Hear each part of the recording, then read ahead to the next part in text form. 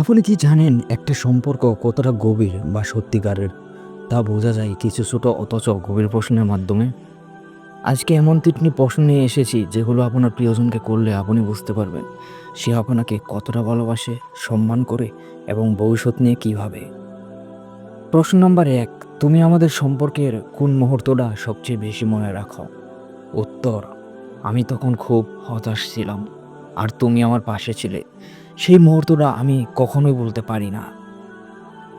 এই প্রশ্নটা প্রিয়জনের মনে আপনার সম্পর্কের কোন মুহূর্তটা সবচেয়ে দাগ কেটেছে সেটা জানার উপায়। যদি সে এমন মুহূর্ত মনে করে যেখানে আপনি তার পাশে ছিলেন, কষ্টের সময় সাপোর্ট করেছিলেন, তাহলে বুঝতে পারবেন সে সম্পর্কের গভীরতা বুঝে এবং আপনাকে সম্মান করে।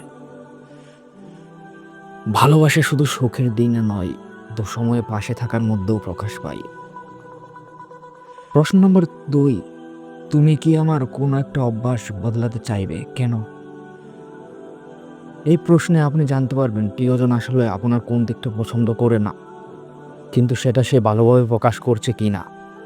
যদি উত্তরটা সততার সাথে দেয় এবং ভালোভাবে ব্যাখ্যা করে, তাহলে বুঝবেন সে আপনাকে নিয়ে ভাবছে এবং উন্নত সম্পর্কে করতে চায়।